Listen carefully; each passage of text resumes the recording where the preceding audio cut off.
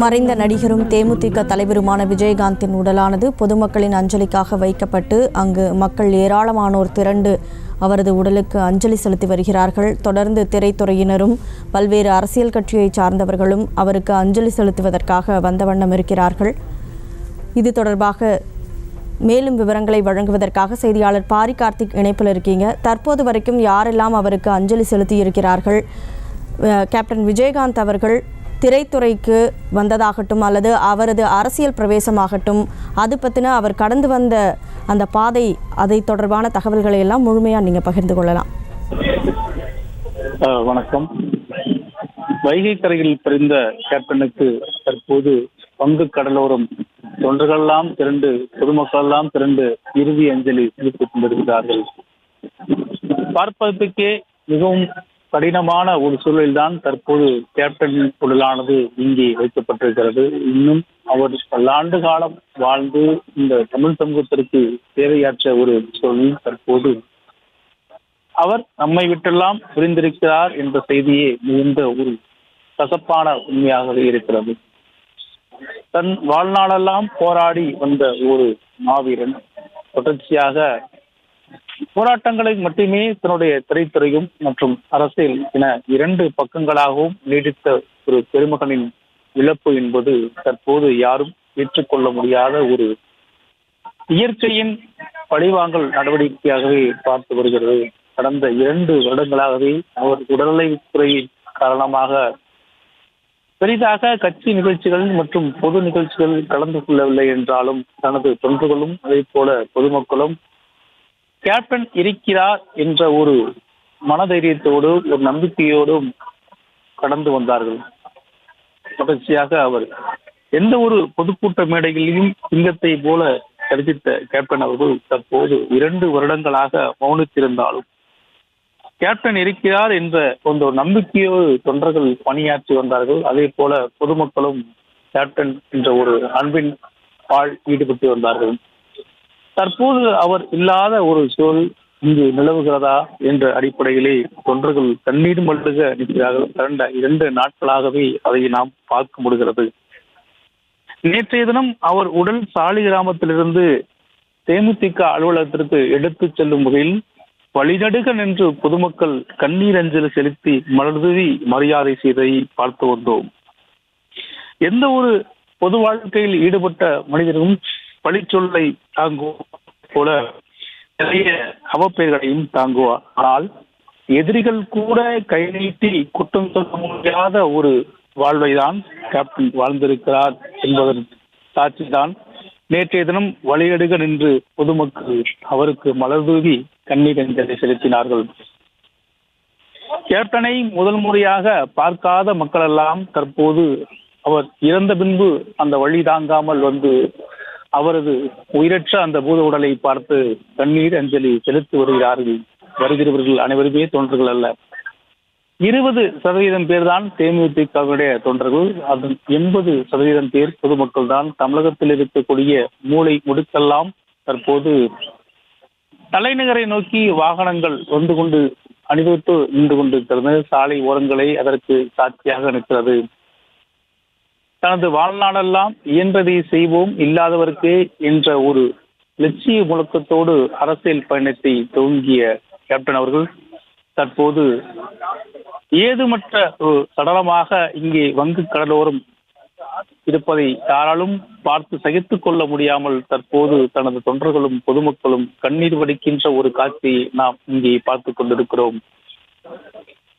தீவுத்திடலில் வைக்கப்பட்டிருக்கிற அவரது உடலானது இன்று காலை 6 மணி முதல் 1 மணி வரை இருக்கக்கூடும். அதற்கு அடுத்தபடியாக அவரது உடலானது நேரடியாக இங்கிருந்து ஊர்வலமாக எடுத்து சென்று தேமுதிகவில் இருக்கக்கூடிய அலுவலகத்தில் அவருக்கு இறுதி சடங்குகள் ஏற்பாடு செய்யப்பட இருக்கின்றன. தொடர்ச்சியாக நேற்று காலை முதல் அவருக்காக கண்ணீர் விடாத இதயங்களே இங்கு தமிழகத்தில் இல்லை என்ற அடிப்படையில் தான் அனைவருமே தற்போது கண்ணீர் விட்டுக் கொண்டிருக்கிறார்கள். அரசியலில் அவரை கடுமையாக எதிர்த்தவரும், திரைத்துறையில் அவருடைய வளர்ச்சியை எதிர்த்தவரும் கூட அவருக்காக கண்ணீர் விட்ட ஒரு சூழலில் தான் நாம் பார்த்து கொண்டு இருக்கிறோம். எதிரிகள் கூட அவரை குற்றம் சாட்டி சொல்லிவிட முடியாத ஒரு ஊழலற்ற ஒரு மனிதனாக, நேர்மையான ஒரு மனிதனாக, லட்சிய வாழ்வு கொண்ட ஒரு மனிதனாக வாழ்ந்து மறந்திருக்கிறார் கேப்டன் அவர்கள். தன் வாழ்நாளெல்லாம் வள்ளலாரைப் போல வாடிய பயிரை கண்ட போதெல்லாம் வாடினேன் என்று வள்ளலார் கூறியதற்கு இணங்க, வாடிய பசியோடு இருந்தவர்களை கண்டு வாடிய கேப்டன் அவர்கள்தான் தன் அணையா விளக்காக தனது வீட்டில் எப்போதுமே அடுப்பெறிந்து கொண்டிருக்க ஒரு சூழல்தான் அவர் வைத்திருந்தால். அணையா விளக்காக அவரது வீட்டில் அடுப்பு எப்போதுமே எரிந்து கொண்டிருக்கக்கூடிய ஒரு சூழல்தான்.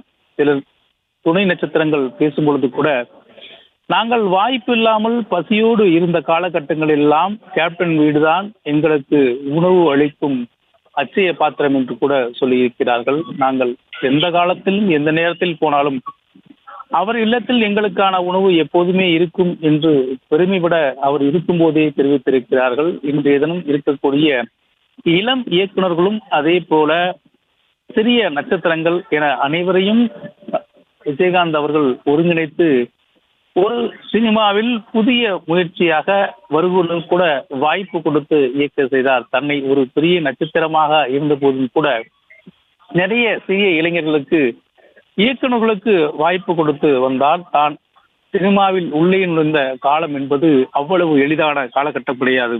குறிப்பாக தற்போது இருக்கக்கூடிய இந்த திரைப்படமே இவ்வளவு பிரம்மாண்டமாக வெளிப்படைத்தன்மையோடு இருக்கக்கூடிய ஒரு சூழலில் அப்போது மிகவும் இறுக்கமான ஒரு காலகட்டத்தில் தான் அவர் சினிமாவுக்கு வந்தார். 79, 80 காலகட்டங்கள் என்பது ரஜினி, கமல் தமிழ் திரையுலகை கட்டியாண்ட ஒரு காலகட்டம். அதாவது தங்களுக்கு பிறகுதான் என்ற அடிப்படையில் ரஜினியும் கமலும் இந்த தமிழ் திரையுலகை கட்டியாண்ட ஒரு காலகட்டத்தில் தான் மூன்றாவதாக விஜயகாந்த் என்ற ஒரு மனிதர் உள்ளே நுழைந்தார். வாய்ப்புகளை நோக்கி ஒவ்வொரு முறையும் படையெடுத்து நிறைய அவமானங்களை தான் சந்தித்ததாகவும் ஏற்கனவே அவர் தெரிவித்திருக்கிறார். அதன் அடிப்படையில் தான் நான் இந்த உணவு அனைவருக்கும் வழங்குகிறேன். ஒருவேளை உணவுக்காக கூட நாங்கள் கஷ்டப்பட்டோம். அதே போல உணவு பரிமாறுவதில் கூட ஏற்றத்தாழ்வு காட்டப்பட்டு அவமானப்படுத்தப்பட்டோம் என்றெல்லாம் கூட அவர் ஏற்கனவே தெரிவித்திருக்கிறார். அதன் அடிப்படையில தான் ஐயமிட்டு உண் என்ற அவ்வையின் பொன்மொழிகளுக்கு இணங்காக அவர் தனது அனைவரையும் உணவு உண்ண வைத்துத்தான் அடுத்த வேளை எதற்காக என்னை சந்தித்திருக்கிறீர்கள் என்று சந்திப்பவர்களை கூட கேட்கும் ஒரு நற்குணம் கொண்டவர்தான் கேப்டன் விஜயகாந்த். தமிழர்களால் தண்ணீரமற்ற ஒரு தலைவராக கேப்டன் என்று அழைக்கப்படும் விஜயகாந்த் அவர்கள் தன் வாழ்நாளெல்லாம் போராடிதான் இந்த அளவுக்கு வெற்றி பெற்றார். தனது சினிமா பயணம் எத்தகைய போராட்டத்துக்கு உட்பட்டு அவர் கலக்கின்ற ஒரு தனி இடத்தை பெற்றாரோ அதே போல்தான் அரசியலிலும் அவர் எளிதாக வெற்றி பெற முடியவில்லை. என்றால் அவர் அரசியலுக்கு உள்ளே நுழைந்த போது இங்கே ஜெயலலிதா, கலைஞர் என்ற 2 பெரும் பிம்பங்கள், அரசியல் ஆளுமைகள் தமிழகத்திலே இருந்த ஒரு காலகட்டம் அது. அப்போது அவர் உள்ளே வரும் பொழுது அமைப்பு ரீதியாக வலுவான உள்ள ஒரு எதிர்க்கட்சியாக இருந்தது திமுக. அதே போல தொண்டர்கள் பலத்தோடு மிகப்பெரிய ஒரு கட்சியாக இருந்தது அதிமுக என 2 கட்சிகளுக்கும் ஊடாக ஒரு கட்சி இங்கே வெற்றி பெறுவது என்பது அவ்வளவு எளிதில்லை. ஏற்கனவே இதே போல 3ஆம் கட்சி நாங்கள் தான் அடுத்து மாற்று என்று வந்த கட்சிகள் எல்லாம் தமிழகத்தில் இருக்கும் இடம் தெரியாமல் போனது. அதுதான் கடந்த கால வரலாறு. ஏற்கனவே 10க்கும் மேற்பட்ட கிளை கட்சிகள், அதே போல இதர கட்சிகள் உருவாகி அவர்களெல்லாம் கூட இந்த 2 கட்சிகளுக்குள்ளும் கரைந்து போன ஒரு சூழல் தமிழக அரசியலில் நாம் பார்த்திருக்கிறோம். அதன் அடிப்படையில் தான் விஜயகாந்தை எந்த அளவுக்கு மக்கள் ஏற்றுக்கொண்டிருக்கிறார்கள் என்பது அவரது சந்தித்த 2வது தேர்தலிலே அவர் எதிர்க்கட்சி தலைவரான இருந்தபோது அது நிரூபணமானது.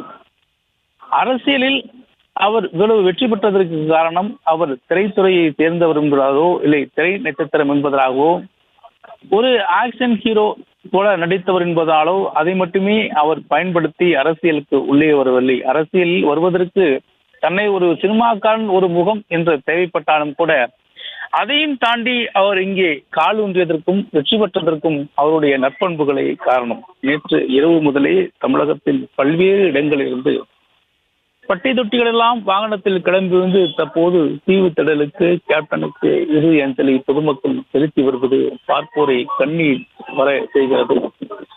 ஒவ்வொரு தொண்டர்களும் தலைவா தலைவா என்று அழைப்பது உறங்கிக் கொண்டிருக்கும் அவருக்கு தெரிகிறதோ இல்லையோ, பார்த்து கொண்டிருக்கும் நமது இதயங்களை கணக்கு செய்கிறது. நேற்று முதலே அவரது 2 மகன்களும் மனைவியும் தற்போது பேசக்கூட முடியாத ஒரு சூழலில் தற்போது இருந்திருக்கிறார்கள். குறிப்பாக நேற்று முதலே அவர்கள் அழுது அழுது தீர்த்துவிட்ட காரணத்தினால் தற்போது அவர்களால் எழுந்து கூட நிற்க முடியாத ஒரு சூழல்தான் தற்போது அவர்கள் இருக்கிறார்கள். அவர்கள் மட்டுமல்ல, பெற்றாத அவருடைய மகன்களாக இருக்கக்கூடிய தேமுதிகவுடைய தொண்டர்களும் தற்போது தண்ணீரை வற்றிய நிலைதான் இந்த வரிசையில் நிற்கிறார்கள் தங்கள் தலைவனை காண்பதற்காக. அவ்வளவு எளிதில் பொது வாழ்க்கையில் இவ்வளவு பெரிய இடம் என்று யாருக்கும் கிடைக்காது. பொதுவாக அரசியலில் பொறுத்த வரைக்கும் இவ்வளவு பெரிய இடம் என்று யாருக்கும் கிடைக்காது. அந்த வகையிலே தன் வாழ்நாளெல்லாம் பொதுமக்களுக்கும் தொண்டாற்றிய கேப்டன் அவர்கள் தற்போது நிரந்தரமாக இந்த மண்ணுலகை விட்டு சென்று விட்டார் என்பது தனது தொண்டர்களால் ஏற்க முடியாத ஒரு சொல்லாகவே இருக்கிறது. ஆற்றுவார் ஆற்றல் பசியாற்றல் அப்பசி மாற்றுவார் ஆற்றலின் என்ற வள்ளுவனின் குரலுக்கேற்ப தன் வாழ்நாளெல்லாம் உணவை கொடையாக வழங்கிய ஒரு மாமனிதன் இப்போது வங்கக்கடலில் ஓரம் தலை சார்ந்து படுத்திருப்பது தன் தொண்டர்களுக்கு மத்தியிலே அதிர்ச்சியும் வேதனையும் ஏற்படுத்துகிறது. தன் உடல்நலக் குறைவின் காரணமாக 2 ஆண்டுகளாக எந்த ஒரு கட்சி நிகழ்ச்சியும் அவர் பங்கேற்கவில்லை. அதே போல எந்த ஒரு பொது நிகழ்ச்சிகளையும் அவர் கலந்து கொள்ளவில்லை. தொடர்ச்சியாக மருத்துவமனையில் சிகிச்சைக்காகவே அவர் சென்று கொண்டிருந்தார். அவர் அதிகபட்சமாக வெளியே வருவது மருத்துவமனை சிகிச்சைக்காகத்தான். இருந்தாலும் கூட தனது தலைவன் இருக்கிறான் என்று ஒரு பக்கம் தேமுதிக தொண்டர்களும் நம்பிக்கையோடு இருந்தார்கள். அதே போல விஜயகாந்த் இருக்கிறார் என்ற பொதுமக்களும் ஒரு அன்போடு இருந்த சூழலில் தற்போது அந்த நம்பிக்கையெல்லாம் தவிடுபடியாகும் வகையில் அவர் தற்போது அவர்களை விட்டு சென்றிருக்கிறார். இது ஒரு மாற்றாத ஒரு வடுவாகவே அவர்கள் மனதில் இருந்து கொண்டிருக்கிறது. தொடர்ச்சியாக நாம் பார்த்துக் கொண்டிருப்பது டிவி தொடரில் அவருடைய உடலுக்கு பொதுமக்கள் அஞ்சலி செலுத்தி வர ஒரு காட்சியை தான் நாம் பார்த்துக் கொண்டிருக்கிறோம். நேற்று முதலே அவரது உடலுக்கு ஏராளமான பேர் தொடர்ச்சியாக அவர் உடலுக்கு அஞ்சலி செலுத்தி வந்த அந்த காட்சியை பார்க்கிறோம். கோயம்பேட்டில் மக்கள் கூட்டம் வெள்ளமென திரண்டிருப்பது நேற்றைய தினமே மிகப்பெரிய ஒரு பார்வையை தேமுதிக மேல பற்றிருக்கிறது. குறிப்பாக இந்திய அரசியல் தலைவர்கள் அனைவருமே அவரது மறைவிற்கு இரங்கல் தெரிவித்திருக்கிறார்கள். குறிப்பாக தென்னிந்திய தலைவர்கள், அதே போல தென்னிந்திய திரைப்பட நட்சத்திரங்கள் என்று எல்லோரும் அவரை குறிப்பிடும் பொழுது அவருடைய குணத்தை குறிப்பிட்டு பேசியிருக்கிறார்கள். அவர் மிகப்பெரிய மகா நடிகர் என்றோ, அதே போல நிறைய விருதுகள் வாங்கி ஒரு நடிகராகவோ இல்லாமல் மக்கள் மனதிலே விருது வாங்கி ஒரு நடிகராக இருக்கிறார். தேசிய விருதுகள் கூட அவர் வாங்கவில்லை என்றால் அதையும் தாண்டி இந்த மக்கள் இதயங்களிலே அவர் விருதாக பெற்றிருக்கக்கூடிய இந்த கண்ணீர் தான் அதற்கு சாட்சியாக இருந்து கொண்டிருக்கிறது. இந்திய அளவில் சிறந்த குடிமகனுக்கான விருதையும் அவர் பெற்றிருக்கிறார். எதையுமே யதார்த்தமாக பேசும் கேப்டன் அவர்கள் அதனால் சில இழப்புகளை சந்திருந்த போதும் தன் எடுத்த கொள்கையில் எப்போதுமே அவர் விட்டுக் கொடுக்க முடியாத ஒரு மனிதராகவே வாழ்ந்திருக்கிறார். எந்த சூழலிலும் தான் எடுத்த கொள்கைக்கு எதிராக அவர் செயல்படவில்லை. அதே போல அவர் மக்கள் மன்றத்திலும் தான் என்ன தோன்றுகிறதோ அதை பேசுவார். சிரிப்பு, அழுகை, கண்ணீர் என கோபம் உட்பட அனைத்தையுமே தனக்கு தோன்றுவதையும் பேசுபவர் அவர். ஏற்கனவே அவர் கூட இருப்பவர்கள் சொல்லியிருக்கிறார்கள், இப்படி கோபப்படுகிறாரே என்று நாங்கள் ஒரு சில முறை கேட்டபோது கூட, நீங்கள் கோபப்படும் கேப்டனை பார்த்திருக்கிறீர்கள், அடுத்த 5 நிமிடங்கள் எங்களை அழைத்து சமாதானம் செய்வார், பேசுவார் என்று கொடுத்து நிகழ்ச்சியாக தெரிவித்திருக்கிறார்கள். ஒருவரை கோபப்பட்டு பேசிவிட்டாலும் கூட அடுத்த 5வது நிமிடத்தில் அவரை அழைத்து பேசுவாராம். எளிதாக இயல்பாகவே அவர் அத்தகைய குணம் கொண்டவர் என்பது அவரோடு உடனிருப்பவர்களுக்கு தெரியும். அதே போல யார் முதலில் சந்தித்தாலும் அவர்களை சாப்பிட்டீங்களா என்றுதான் அவர் அழைப்பார். தன்னை விட தன் தொண்டர்கள் தான் இந்த கட்சிக்கு பலம் என்பதை வலுவாக நம்பினார். அதனால்தான் சில மூத்த நிர்வாகிகள் அவரை விட்டு பிரிந்த போதும் அவர்கள் பதவிகள் பெற்றுவிட்டு சென்று விட்டார்கள், நீங்கள் இருக்கிறீர்களே, இதைவிட எனக்கு வேற என்ன வேண்டும் என்று வெளிப்படையாகவே ஒரு மேடையில் பேசினார். அந்த அளவுக்கு தனது தொண்டர்களின் அன்பின்பால் கட்டி போட்டிருந்தார். அவர்களும் தனது தலைவனின் அன்பின்பால் கட்டி போட்டிருந்த நிலையே தற்போது அவர் இழந்திருப்பது ஒரு மீளாத ஒரு சோகமாகவே இருக்கிறது.